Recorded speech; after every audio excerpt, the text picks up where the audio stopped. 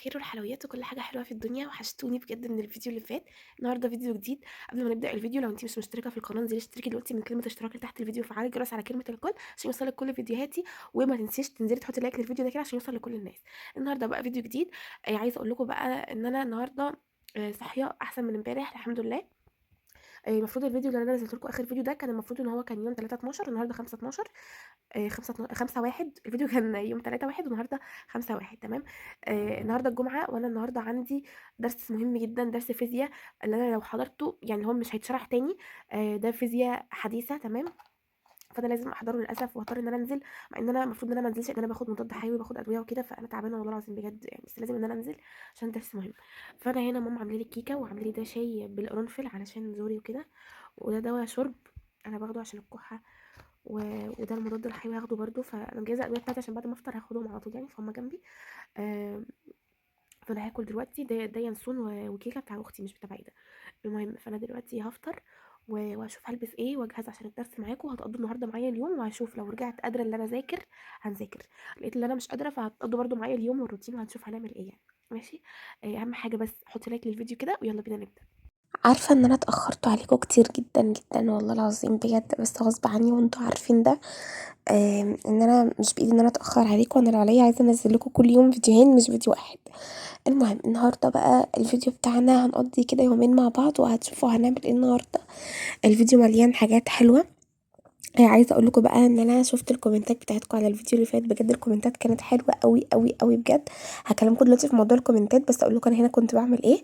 هنا بقى انا كنت قاعدة برد على التعليقات بتاعتكم وانا بفطر. المفروض ان انا كانت اختي يعني المفروض تفطر معايا، بس هي نزلت وراحت الدرس، وماما بقى اللي قعدت تفطر معايا. عايزة اقول لكم بقى ان انا هنا كنت قاعدة برد على الكومنتات بتاعتكم على اخر فيديو نزل، بجد بجد الكومنتات بتاعتكم فرحتني. انا كنت تعبانه وكانت نفسيتي مش احسن حاجه يعني، بس لما شفت الكومنتات بتاعتكم ناس كتير قوي كانت بتقولي الف سلامه عليكي وقومي تاني وصوري والكلام ده. التشجيع بتاعكم ده بجد بيفرق معايا جدا والله العظيم بجد. فانا بشكركم والله العظيم على الكومنتات القمر دي. انا فعلا كنت تعبانه في الفيديو اللي فات ده اللي انا نزلته لكم، كنت تعبانه قوي قوي كمان، ما كنتش قادره ان انا اذاكر ولا اعمل اي حاجه، بس قلت ان انا لازم اصور لكم فيديو عشان ينزل، لان انا مش متعوده ان انا مثلا اتاخر عليكم او كده. بس انا اسفه بقى على تقريبا اتاخرت عليكم دلوقتي 5 ايام او حاجه، مش فاكره، مش عارفه بصراحه المده قد ايه يعني. بس انا والله العظيم فعلا غصب عني وانتوا اكيد عارفين كده، انا ما اتاخرش عليكم ابدا بمزاجي. المهم انا عايزه اشكر بقى كل الناس اللي كتبت لي كومنتات على الفيديو اللي فات، بجد بجد بجد كلامكم فرق في نفسيتي، يمكن هو اللي خلاني ابقى احسن وان انا دلوقتي اقدر ان انا اطلع واتكلم معاكم. عايزه اقول لكم بقى النهارده ان في حاجات كتير قوي عايزه اعملها. عندي النهارده مذاكره وعندي حاجات كتير.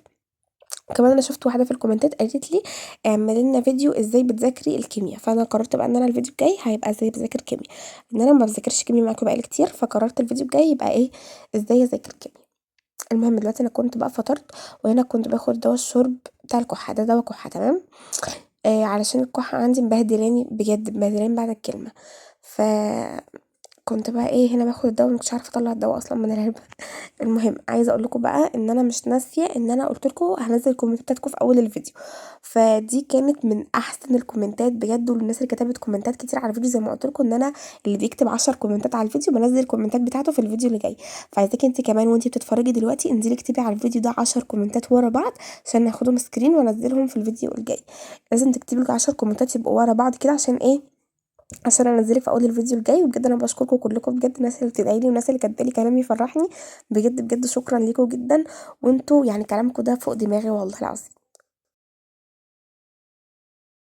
بُصّوا بقى أنا مش عايزة أصدمكم وأقول لكم إن ده تاني يوم.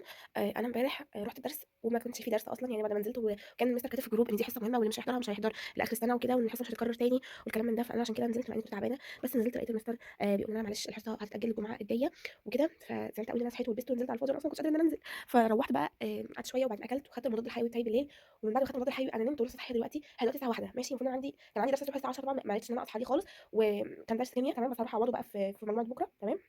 وعندي كمان دلوقتي الساعة 14:00 بالضبط درس فيزيا تمام، ده غير بتاع امبارح بقى، ده درس تاني اللي هو هنشرح فيه بقى نبدأ في الباب التالت، فطبعًا مش هينفع إن أنا أغيب، أنتم عارفين طبعًا يعني. فالمهم دلوقتي أنا جهزت اللبس اللي أنا هالبسه، يا دوب هالحق ألبس بسرعة لإن زي ما قُلت لكم فاضل ساعة واحدة بالضبط، فلازم ألحق الحصة دي النهارده. فأنا والله العظيم بجد تعبانه، الموضوع الحقيقي تعبني قوي قوي قوي بجد، فاعذروني ان انا ما عرفتش اصور معاكم امبارح، ولا عرفت ان انا انزل لكم الفيديو، ولا عرفت ان انا اذاكر، ولا عرفت ان انا اذاكر ولا اعمل اي حاجه. انزل معاكم ولسه صاحيه دلوقتي. انا ما عملتش اي حاجه غير ان انا فطرت، وهنا ده ينسون هشربه ماشي. انا فطرت وهشرب ينسون، وهلبس دلوقتي هلبس على طول بقى اللبس ده وهنزل. بصوا ده بلوفر كده اوفر سايز وطويل، وعليه البنطلون ده بنطلون اسود واسع تمام ماشي. ده اللي انا هلبسه دلوقتي، وهلبس وهوريكم اللبس وهتقضوا بقى معايا النهارده اليوم. ولما اجي من الدرس بالليل عندي، بصوا عندي كميه مذاكره حرفيا متراكمه عليا، هاخد اي دواء بقى يخليني اعرف اصحصح واركز، لان بجد مش هقدر انزل الكتب اكتر من كده. انا بقالي فعلا 3 ولا 4 ايام نايمه ما بعملش اي حاجه، ممكن بقالي 5 ايام كمان. فانا بصراحه مش هينفع انزل المذاكره اكتر من كده، لازم اصحى واقوم اذاكر واشوف انا ورايا ايه. فانا دلوقتي هلبس ويلا بينا. دلوقتي بقى انا كنت لبست واخدت الكتب بتاعتي والحاجه ونزلت علشان اروح الدرس. بابا بقى اللي كان بيوصلني، ان انا فعلا ما كنتش قادره ان انا امشي. فعايزه اقول لكم بقى ان ده زي ما قلت لكم، ان ده كان تاني يوم، لان انا الفيديو بتاع امبارح ما كملتوش معاكم. هنا كنت رايحه في طريق بقى للدرس.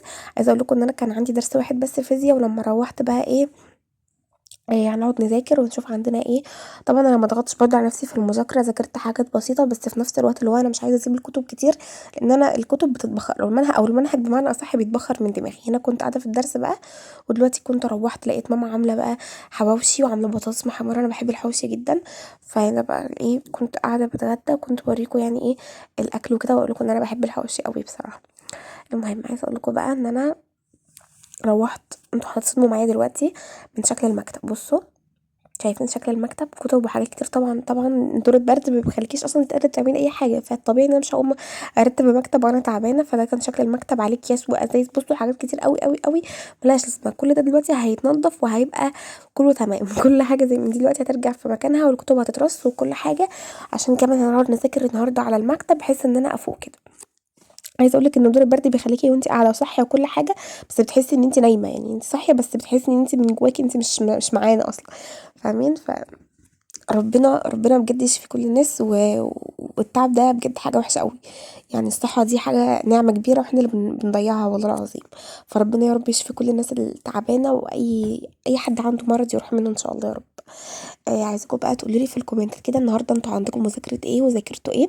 عايزاكم تقولوا لي انا وحشتكم ولا لا كده، بما ان انا اتاخرت عليكم كذا كذا يوم بقى، وانتوا مش متعودين مني على كده. فشوفوا انا وحشتكم ولا لا في الكومنتات. انتوا بصراحه وحشتوني. وعايزه اقول لكم ان انا ببقى مفتقده الكلام بتاعكم ده، يعني انا لما ببقى عايزه انزل فيديو عشان اشوف الكلام بتاعكم اللي انتوا بتشجعوني بقى وكده، ببقى مفتقداكم جدا، يعني في الايام اللي انا مش بنزل فيها فيديوهات دي. عايزه اقول لكم بقى الايام اللي انا غبتها عليكم دي ما ذاكرتش ولا عملت اي حاجه خالص. اخر يوم ذاكرت فيها هو اليوم اللي انا كنت بصور لكم فيه الفيديو ده. ما ذاكرتش والله من بعدها. يعني نفسيتي مش احسن حاجه كده ان انا اقوم اذاكر، بس انا معاكم اول ما بقوم اصور فيديو بقوم اذاكر معاكم. فاهمين؟ اللي هو ممكن اكون ما بذاكرش غير معاكم تقريبا يعني. ف الجدول اللي انا عاملاه ده كده الجدول كده بيقول لي قومي ذاكري، قومي خلصي اللي وراكي. ان شاء الله نرجع ونذاكر ونرجع بقوه باذن الله يعني. المدرس بتاعنا في الدرس عامل لنا خطه ان احنا ازاي هنراجع الباب الاول والباب التاني، ونراجعهم ونكون خلصنا مراجعتهم في نهايه يعني واحنا بنخلص الباب التالت نكون خلصنا معاه مراجعه الباب الاول والتاني. فاهمين قصدي؟ عامل لنا بقى ان انا مثلا الحصه الجايه اكون ذاكرت اول درس من الباب الاول، واللي بعدها ذاكرت تاني درس، وهكذا. افضل كده ماشيه، اخد درس اذاكره واروح امتحن عليه، بحيث ان انا يعني في نهايه الباب التالت اكون مخلصه ومراجعه اللي فات كله. طبعا دي طريقه حلوه. بس انا عايزه اقول لكم بعد ان انا طولت قوي في مذاكره الفيزياء والجيولوجيا، بجد طولت قوي. انا ما كنتش اتوقع ان انا مثلا هقعد في المادتين دول اطول فيهم كده. بس يعني انا مش بطول بمزاجي، بس انا في النص مثلا بيحصل ظروف، بيحصل حاجه، بتعب، بنام، بنزل دروس كده. فاهمين؟ فبيحصل حاجات بتلخبط لي الدنيا كلها والله. بس انا يعني بحاول قد ما اقدر ان انا اكون مسيطره في الموضوع ده، بحاول يعني. المهم بقى عايزاكم تنزلوا تكتبوا لي في الكومنتات امتحاناتكم امتى. الناس اللي يعني اللي لسه ما بدأتش امتحانات، والناس اللي بدأت امتحانات تكتبوا لي بقى، قولوا لي هتخلصوا الامتحانات بتاعتكم امتى، وناويين بقى تعملوا ايه في الاجازه. عايزه اقول لكم ان احنا كمان هيبقى عندنا اجازه تقريبا اسبوع او اسبوعين، مش عارفه لسه يعني ما قرروش في الدروس امتى الاجازه ولا اي حاجه. بس ان شاء الله ناويه الاجازه دي ان انا هستغلها، ان انا الم فيها يعني المنهج بتاعي. وهي هتساعدني جدا، بحيث ان انا كمان هبقى مش بنزل ولا بروح ولا باجي، هبقى بس قاعده في البيت في الاسبوعين دول. فهحاول بقى ان انا الم فيهم الدنيا كده اللي بايظه دي، بحيث ان انا هدخل شهر 2 بقى ما ادخلش بتراكمات جديده، لا اكون انا لميت القديم بحيث ان انا اعرف ان انا اظبط الجديد. طبعا يعني هنحاول قد ما نقدر. انا الفتره ديت محتاسه اخر حوسه والله العظيم بالمنهج بتاعي، لان المنهج كبير قوي قوي قوي. المنهج انا هو المنهج اكبر مني بكتير قوي. فانا والله العظيم بجد الموضوع شاغل دماغي قوي، ان انا عايزه الم الدنيا ومش عارفه اعمل ايه. انا مش عارفه اعمل ايه، حاجات كتير قوي عايزه المها. فاحسن حاجه ان احنا نعملها بقى لما تلاقي كده ان انت عندك حاجات كتير، ان انت تقسمي الدنيا واحده واحده وتبداي بحاجه حاجه، ما تلخبطيش نفسك وتذاكري من كل حته، من كل شرق ومن كل غرب. لا، تذاكري ماده واحده تجيبيها تفتحها قدامك، وهي دي الماده اللي هتبداي تلميها اول ماده، خلصيها خش على بعدها، خلصيها خش على بعدها. ده احسن حاجه بصراحه. لكن انا مشتته نفسي بكذا حاجه، مشتته نفسي بمادتين، اقول النهارده هلم الجيولوجيا وفيزياء مع بعض، طبعا مش بعرف ان انا المهم الاثنين. فانا مشتته نفسي بصراحه، فالمفروض ان انا اخد ماده ماده المها واخلصها، خلاص كده ابقى خلصت اول ماده، اخش على الماده اللي بعدها. فاهمين قصدي؟ فدي احسن حاجه يعني ان انا اعملها، مش ان انا اجيب بقى المواد كلها واقعد اقول ده انا هلم دي في الاسبوع ده والم الفيزياء والكيمياء. لا لا، ده غلط اللي انا بعمله اهو، ده غلط. المفروض ان انا اجيب ماده ماده. فانا قررت بقى ان انا ابدا من اول وجديد ونبدا بالكيمياء. دي بقى هبدا بيها معاكم من الفيديو الجاي، وان شاء الله المها يعني في يوم. انا بقى هحاول كده قد ما اقدر ان انا الم الكيمياء في يوم. فشوفوا كده، هنشوف انا هنجح في التحدي ده ولا مش هعرف. فاستنوا بقى الفيديو الجاي كده هنشوف بقى التحدي ده. المهم هنا بقى انا كنت بوريكم ان انا خلاص كده رتبت المكتب وظبطت كل حاجه، وهنا بشيل الادويه بتاعتي وخلاص كده. يلا بقى نعمل التو ليست بتاعت النهارده ونشوف هنذاكر ايه. اول حاجه عايزه اقول لكم ان انا وانا برتب المكتب جهزت شنطه الدرس بتاعت بكره، لان انا اليوم اللي بعده كان عندي 4 دروس، فجهزت شنطه الدروس بتاعتي وجهزت حاجتي كلها. يلا بينا دلوقتي بقى نعمل التو ليست ونقعد نذاكر علشان نخلص حاجتنا وايه، ونخش ننام من اليوم المتعب ده. بصراحه اليوم كان متعب قوي معايا. المهم فدلوقتي هعمل ايه بقى. عندي مذاكرة انجليزي واحياء وفيزياء. الانجليزي هقعد احفظ كلمات، وهذاكر احياء، وهذاكر ايه، فيزياء. كل حاجه عملت لها وقت. الفيزياء كانت ساعتين باين، وحفظ كلمات الانجليزي في ساعه. كلمات الانجليزي كانت صعبه بصراحه، ما كانتش سهله يعني. كانت ورقه كده فيها كلمات يونت 1 و 2، كل حاجه كانت ورقه يعني. فانا كان عندي اول يونتين دول الكلمات اللي انا كنت بوريها لكم. دي كلمات كتير بصراحه ومش سهله، كانت كلمات صعبه يعني. فهنقعد بقى دلوقتي نحفظ كلمات الانجليزي. طبعا انا بحفظ الانجليزي ازاي؟ بحفظ الانجليزي بالورقه وبالقلم، بقعد اكتب الكلمه اكتر من مره واسمع على نفسي بعد ما بخلص عشان اشوف انا حفظت صح ولا لا. دي احسن طريقه تحفظي بيها كلمات الانجليزي يعني، عن تجربه، وانا جربت كذا طريقه ودي احسن طريقه، وبتثبت جدا الكلمه في دماغي ومش بنساها ابدا. ولو نسيتها يعني باجي اراجع عليها تاني بتثبت خلاص في دماغي. فذاكري الانجليزي بالورقه وبالكتاب. الانجليزي بقى اللي عامل مشكله مع الناس كلها، ما فيهوش غير جرامر وكلمات. انت ظابطه جرامر وظابطه كلماتك، انت يبقى انت يبقى عندك مشكله في الانجليزي. بالنسبه بقى للباراجراف والحاجات دي، الباراجراف بيعتمد على حفظك للكلمات وعلى الزمن اللي انت هتتكلمي فيه. فالموضوع كله ابسط مما يكون، بس احنا اللي بنصعب الدنيا على نفسنا. احفظي القواعد بتاعه الانجليزي بتاعتك كويس، وحلي اسئله جرامر كتير. الانجليزي ما هو الا حل زي الرياضه بالظبط. تعرفي القاعده او القانون وتبداي انت تعالي تحلي. فالانجليزي لو انت بتحلي اسئله جرامر كتير مش هتغلطي فيه ابدا. تمام. هنا بقى انا كنت بحفظ كلمات الانجليزي، وزي ما قلت لكم ان انا بحب كده وانا بذاكر يكون جنبي سناكس او حاجه بسيطه كده، بحيث ان انا ايه، ما اقومش. انا مش عايزه اقوم كل شويه. كنت جايبه جنبي ازازه ميه، لان انا الفتره دي بحاول ان انا اشرب ميه كتير عشان شعري وبشرتي وكده. وفي نفس الوقت برضه اجيب حاجه كلها يعني ايه، علشان ما بحبش ان انا افضل ايه قايمه رايحه جايه بتشتت وما بكملش مذاكره. انا عارفه نفسي. فهنا بقى انا كنت قاعده بذاكر في المكتب، مع ان والله العظيم الجو برد يعني، بس انا قلت يعني مره كده ولا حاجه عشان انتوا كمان ما تزهقوش كل يوم بنذاكر على الترابيزه في الاوضه، ويا اما بنذاكر على السرير، فانتوا هتزهقوا. فانا بحاول انا كده اجدد واذاكر في اكتر من مكان عشان انا ما ازهقش وانتوا كمان ايه ما تزهقوش. عايزاكم تقولوا لي في الكومنتات، انتوا بتذاكروا اكتر في الاوضه ولا بتذاكروا على المكتب؟ لان يعني في ناس برضو بتكتب لي في الكومنتات ان هي عندها مكتب بس بتحب ان هي تقعد تذاكر في الارض زيي. فعايزاكم كده تكتبوا لي في الكومنتات كده وتشاركوني كده اي حاجه اقول لكم عليها، تردوا عليا ايه في الكومنتات، بحيث ان احنا نبقى كلنا بنتكلم مع بعض. وانا صفحتي سايبه لكم اللينك بتاعها، بسيبها لكم في كل الفيديوهات هناك، بتروحوا تكلموني وبرد عليكم وبنتكلم مع بعض في الاستوريات وكل حاجه. فروحوا تابعوني هناك على صفحتي على الفيسبوك. ماشي. كده خلصت اول ماده، يلا بينا بقى نخش على الماده اللي بعديها. دلوقتي هذاكر احياء. عايزاكم بقى تقولوا لي كده اكتر ماده بتحبوها ايه، او اكتر ماده بتحبوا ان انتوا تذاكروها. بالنسبه لي يعني انا اكتر ماده بحبها بحب الانجليزي، وبحب كمان بحب ايه تاني، سنه اقولكم. بحب مذاكرة تقريبا الانجليزي، بس انا ما بحبش الكيمياء وما بحبش الاحياء. لا، مش بحب اي حاجه تانية غير الانجليزي. وبالنسبه لي برضو بعرف ان انا احل فيه وكده، فدي اكتر ماده يعتبر بحبها يعني. كنت بحب الرياضه لما انا كنت بدرس رياضه، ودلوقتي خلاص ما عادش في رياضه، لان انا علمي علوم. الناس اللي بتسالني انا علمي علوم. تمام. دلوقتي بقى انا بذاكر احياء. عايزه اقول لكم ان كتاب الامتحان ده حلو قوي يعني. انا جايباه في الجيولوجيا، جايباه في الاحياء، وهجيبه كمان في الكيمياء، وعايزه اجيب لسه كتاب العربي.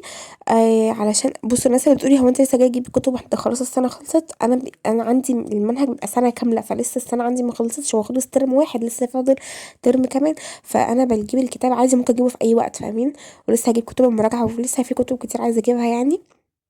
بس انا والله ما مش فاضيه ان انا انزل اروح اجيب، فاصلا بخلي ماما اللي تروح تجيب الكتب لان انا ما عنديش وقت اقسم بالله. المهم انا عايزه اقول لكم ان كتاب الامتحان يعني حلو، من احلى الكتب اللي انا شغاله بيها. وجايبه في الفيزياء كتاب نيوتن في الحل. مش جايبه فيزياء شرح، بس عايزه اجيب فيزياء شرح. ماشي، جايبه كتاب نيوتن حل. ده اسئلته حلوه جدا، لان انا المذاكره بتاعتي من كتاب الامتحان، فاكيد مش هروح اجيب كتاب الامتحان تاني. فجايبه بقى كتاب نيوتن ده في الحل، واسئلته حلوه قوي بصراحه. انا كنت بذاكر احياء، وعايزه اقول لكم طبعا برضو الاحياء بذاكرها بالورقه وبالقلم يعني فاهمين، اللي هو انا مش بس بذاكر بقرا كده، لا بذاكر بالورقه والقلم، بحيث ان انا افهم نفسي، ولو في مخططات او حاجه عايزه احفظها بذاكرها بالورقه وبالقلم. الاحياء مش صعبه برضو في المذاكره، بس هي بحس اسئلتها هي اللي بتعقد الدنيا شويه. بس انا ناويه برضو ان انا لما يجي وقت ان انا الم الاحياء واظبطها، هظبطها بطريقه حلوه، ان انا هشوف فيديوهات حل. آم، للمستر تبعي يعني، اللي انا باخد معاه يعني في الدرس، اعمل على المنصه بيبقى في فيديوهات حل للاسئله وكده. فانا ناويه ان انا اشوف الفيديوهات دي، لان انا مش بشوفها اصلا. فيمكن لما اشوفها تفرق معايا بطريقه الحل، او افهم طريقه الحل او كده. فيمكن تساعدني ايه او تفرق معايا يعني. المهم عايزه اقول لكم ايه بقى، ان انا الفتره ديت يعني زي ما كنت قايله لكم قبل كده، بفكر ان انا احول الجيولوجيا احولها اونلاين. لان بصراحه يعني هي ماده مش محتاجه فاهمين ان انا اروح الدرس واجي من الدرس وكده، لا انا ممكن اشوف الفيديوهات عادي وانا في البيت. وبصراحه انا بفهم من الفيديوهات وحلوه قوي، وكمان معايا كتاب الشرح ومعايا كتاب الحل، فبذاكر منهم، فانا مش محتاجه بقى ان انا اضيع وقت في الدرس وكده. فبفكر جديا الفتره دي ان انا هحول الجيولوجيا اونلاين، واول ما احولها هعرفكم يعني على طول. علشان انتوا لازم كل حاجه تبقوا ايه عارفينها عني يعني ايه. هو يعني اول مثلا ما بعمل حاجه اقول لكم انا عملتها، بحيث ان اقول لكم كويس ولا لا، يعني تعملوها ولا لا، كتجربه او خبره او اي حاجه زي ما تسموها بقى. المهم دلوقتي انا خلصت كده مذاكره الاحياء، ويلا بينا نذاكر دلوقتي الفيزياء. طبعا اول ما تخلصي حاجه علمي في التودو ليست على طول ان انت خلصتي، عشان تشجعي كده. انا نفسي بتشجع قوي قوي لما الاقي ان انا كده بخلص حاجه والتودو ليست بتاعتي بدات تقل، لا بفرح قوي بصراحه. المهم دلوقتي بقى انا كنت بذاكر ايه، بذاكر حاجات قديمة وحاجات جديدة. يعني أنا في الفيزياء هاذاكر قديم مع جديد، لأن أنا عاملة ساعتين للفيزياء. فقُلت بقى أنا هاذاكر قانون كيرشوف تمام. ذاكرت بس قانون كيرشوف الأول، ما ذاكرتش التاني كمان، يعني اللي هو أنا باحاول إن أنا أقسّم الدنيا كده. فده كان قانون كيرشوف ده يا جماعة اللي ما يعرفش عشان إيه، ده حاجة عندنا في تالتة ثانوي يعني. ده درس في الفيزياء يعني إيه، في الباب الأول ماشي. عشان أنا عارفة إن الاسم هي ناس كتير هتستغرب. المهم فعايزة أقول لكم إن أنا هنا دلوقتي كنت باذاكر القديم. في بقى هاذاكر جديد. طب انا هاذاكر جديد ايه؟ هاذاكر المستر كان قال ان احنا نحضر الدرس، مش نحضره ان احنا نحضره ونكتب لا. قال لنا اقرأوا بس الدرس قراءة، مش مذاكرة ولا تحفظوا ولا اي حاجة. نقرأ الدرس بحيث ان احنا نروح فاهمين بنسبة 20% او 30% حتى. والفهم بقى والشرح ده هيساعدنا. فبنينا الطريقة دي حلوة قوي. هو المستر يعني بيقول لنا جربوها هتفرق معاكم احسن ما تيجوا وانتم مش عارفين اي حاجة خالص. لا دي هتبقى بتساعدكم كمان، ان انت بس تبقي خدتي فكرة عن الدرس بيتكلم عن ايه بس مش اكتر. احنا بدأنا في الباب التالت النهار، يعني اليوم اللي انا كنت بكلمكم فيه ده كنا بدأنا خلاص في الباب التالت. وطبعا المفروض انا كنت اكون لميت الباب الاول والتاني قبل ما نبدأ في التالت، بس انا ما قدرتش ان انا المهم الاتنين بصراحة. يعتبر خلصت الباب الاول بنسبة يعني 60%، بس لسه ما خلصش كامل. ف يعني ان شاء الله ربنا هيكون معانا كده ان شاء الله ان شاء الله، ونخلص كل حاجة عندنا. ناوية بقى ان انا يعني الفترة دي كده الم الحاجات المتراكمة، بحيث ان انا مع بداية الترم التاني اكون متواصلة معاكم، واعمل لكم بقى فيديوهات حلوة اللي انا بجهزها لكم من دلوقتي يعني. فيديوهات الترم التاني هتبقى حلوة قوي، ان شاء الله تعجبكم باذن الله. فعايزاكم ايه، تجهزوا كده وتستعدوا لفيديوهات الترم التاني. عايزه اقول لكم ان انا يعتبر في شهر 10 اللي فات، يوم 13/10 بالتحديد، ده كان انا كنت كملت سنه في القناه. وكان نفسي يعني ان انا اكون كملت سنه وانا اكون بقيت رقم اكبر من كده. احنا دلوقتي يعني يعتبر قربنا على 10,000. فعايزاكم كده تشجعوني وتساعدوني ان احنا نوصل 10,000 في اسرع وقت. وانت بتتفرجي على الفيديو لو حطيتي لايك للفيديو، الفيديو هيترفع وهيتشاف اكتر. فيعني ممكن لما حد يشوفه ويعجبه فيشترك في القناه. فانا بس لو انت مشتركه في القناه، عايزاكم تعملوا لايك للفيديو ده، بحيث ان الفيديو بس يترفع مش اكتر. دي حاجه. تاني حاجه كنت عايزه اقول لكم عليها، ان انا عندي مثلا في القناه في يعني مش عارفة إحنا كام بصراحة دلوقتي، بس إحنا يعتبر كتير، فالفيديو مش بيتشاف من كله. فلو انتي مش بيوصلك إشعار للفيديو، شيلي السبسكرايب وحطيه تاني وفعلي الجرس تاني، بحيث ان انتي يجيلك إشعار الفيديو وتشوفيه على طول. فاهمين قصدي؟ بحيث ان انا بلاقي ان الفيديو مش كل الناس بتشوفه، فممكن يكون يعني مش بيجيلكوا الإشعار وكده. لو انتي مش بيجيلك الإشعار اعملي بس كده. ماشي. هنا انا كنت خلاص خلصت مذاكره وعلمت صح في التو ليست، وبجد دي كانت احسن حاجه انا بحس بيها كده في اخر اليوم، ان انا اكون خلصت كل حاجه عندي في التو ليست. بصراحه فرقت معايا وشجعتني فكره التو ليست دي جدا جدا. تكتبي كده كل المهام بتاعتك اليوميه وتخلصيها، بصراحة بتبقى حاجة تانية يعني في نهاية اليوم كده. هنا كنت بتأكد بقى من الحاجات اللي عندي في الشنطة، ان انا ببقى بصراحة خايفة ان انا انسى حاجة او كده، او انسى مثلا القلم، انسى الحاسبه، اي حاجه. فكنت هنا بتاكد ايه من حاجتي في الشنطه، وخلاص كده خلصتها. وكمان كنت عايزه اقول انا مجهزه الطقم بتاع بكره وكل حاجه. فبس كده يعني ده كان ايه، ده كان يومي النهارده. خلاص هشيل الادويه وكل حاجه، ورجعت المكتب نضيف زي ما هو وخلاص كده. وده بقى ماما كانت عامله لنا بيتزا، كنت هنا بقول لكم ان انا هتعشى انا واختي بيتزا. وخلاص كده ده كان يومي النهارده. ما تنسيش اهم حاجه تحطي لايك للفيديو وتشتركي في القناه، وبس كده اشوفكم الفيديو الجاي. مع السلامه.